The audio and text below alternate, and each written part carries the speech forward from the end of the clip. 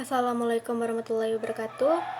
Perkenalkan, nama saya Nisa Gustiamona dengan rekan saya Tri Yuliana Handayani. Di sini kami akan membahas tentang definisi mangrove. Nah, lanjut ke latar belakang. Latar belakang mangrove. Mangrove merupakan ekosistem dengan fungsi yang unik dalam lingkungan hidup. Oleh karena adanya pengaruh laut dan daratan, di kawasan mangrove terjadi interaksi kompleks antara sifat fisika dan sifat biologi. Karena sifat fisiknya, mangrove mampu berperan sebagai penahan ombak serta penahan intrusi dan abrasi laut. Proses dekomposisi bakau atau mangrove yang terjadi mampu menunjang kehidupan makhluk hidup di dalamnya. Keunikan lainnya adalah fungsi serbaguna hutan mangrove sebagai penghasilan masyarakat desa pesisir, serta tempat berkembangnya biota laut tertentu dan flora fauna pesisir, serta dapat juga dikembangkan sebagai wahana wisata untuk kepentingan pendidikan dan observasi penelitian. Sejarah evolusi mangrove. Mangrove berasal dari kata mangwe, dari bahasa Portugis yang artinya tumbuhan, dan grove dari bahasa Inggris yang artinya belukar. Jadi, mangrove adalah semak atau pohon kecil yang tumbuh di pantai asin atau air asin. Sementara itu, di dalam literatur lain disebutkan bahwa istilah mangrove berasal dari kata mangi-mangi, yaitu dari bahasa Melayu kuno. Evolusi mangrove berasal dari hutan bakau yang menyebar luas di bagian cukup panas di dunia, terutama di sekeliling khatulistiwa di wilayah tropika dan sedikit di subtropika. Menurut Spadling dan kawan-kawan, tahun 1997, Denor dan kawan-kawan tahun 1999 di Indonesia, luas hutan bakau antara 2,5 hingga 4,5 juta hektar, merupakan mangrove terluas di dunia melebihi Brazil, Nigeria, dan Australia. Lalu, mangrove adalah pohon tahan garam, juga disebut Halophytes, dan beradaptasi untuk hidup di kondisi pantai yang keras. Mereka berisi sistem penyaringan garam yang kompleks dan sistem akar yang kompleks untuk mengatasi perendaman air garam dan aksi gelombang. Mereka juga beradaptasi dengan kondisi oksigen rendah dari lumpur yang tergenang air. Selanjutnya adalah distribusi mangrove.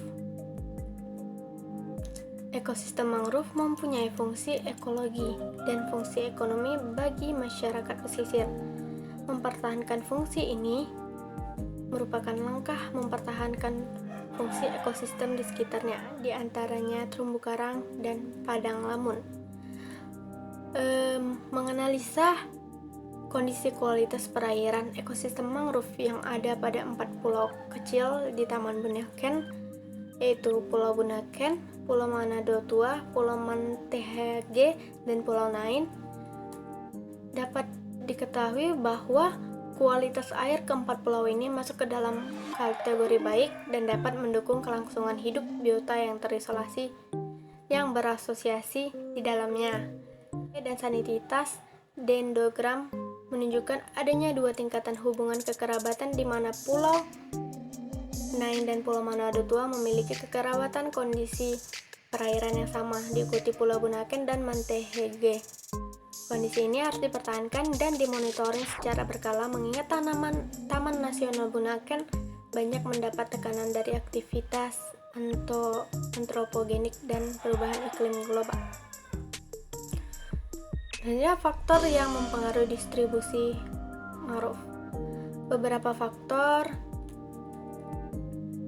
lingkungan yang mempengaruhi pertumbuhan mangrove di suatu lokasi adalah fisiografi pantai atau topografi, pasang atau lama, durasi dan rentang, gelombang dan arus, iklim, salinitas, oksigen terlalu, tanah, dan hara. Yang penting dalam mengontrol zonasinya adalah pasang surut yang secara tidak langsung mengontrol dalamnya muka air atau water table dan salinitas air dan tanah.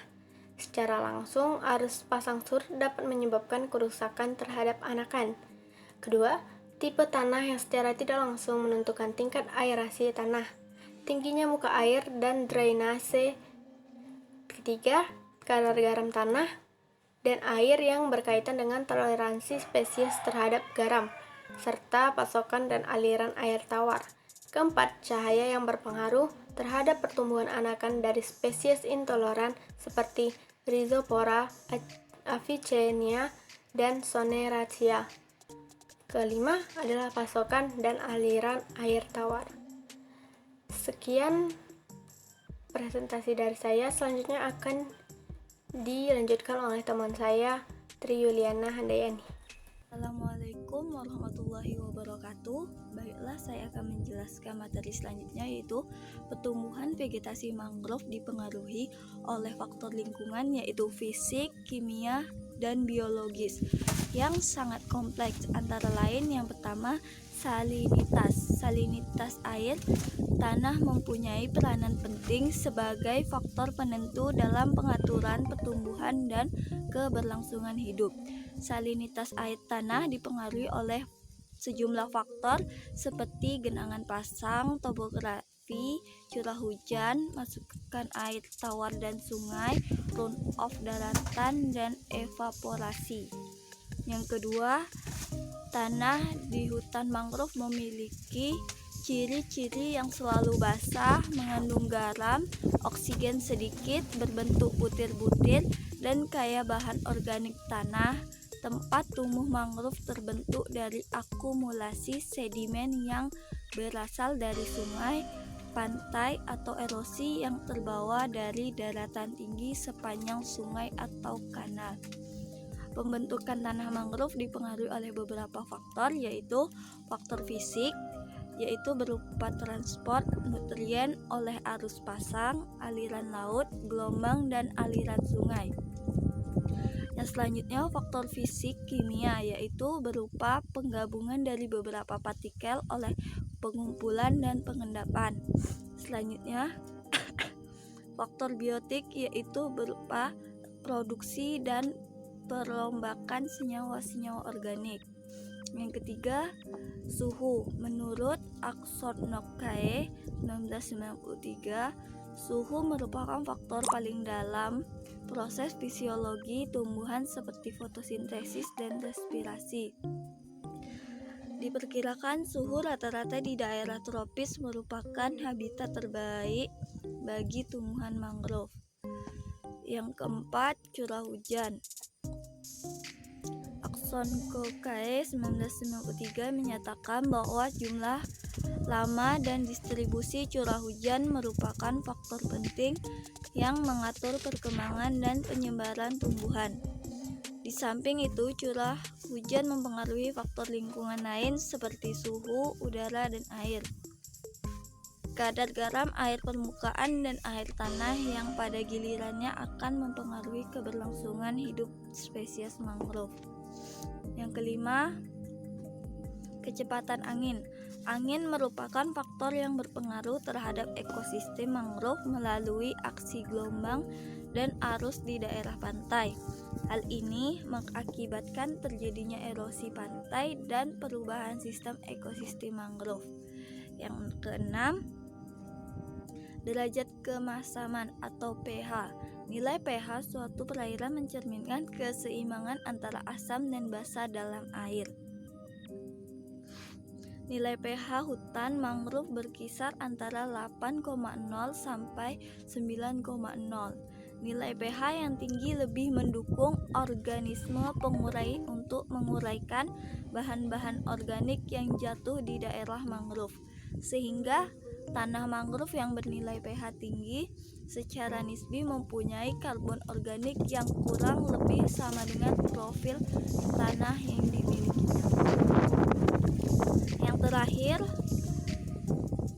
zat hara. Aksonokae 1993 menyatakan bahwa hara merupakan faktor penting dalam memelihara keseimbangan ekosistem mangrove.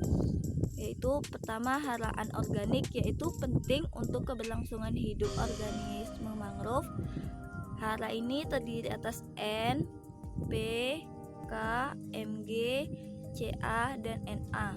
Sumber utama hara anorganik adalah curah hujan, limpasan sungai, endapan, air laut, dan bahan organik yang terurai di mangrove. Selanjutnya detritus organik, yang merupakan bahan organik yang berasal dari bioorganik yang melalui beberapa tahap pada proses mikrobial. Baiklah, itu saja yang dapat saya sampaikan. Saya akhiri dengan wassalamualaikum warahmatullahi wabarakatuh.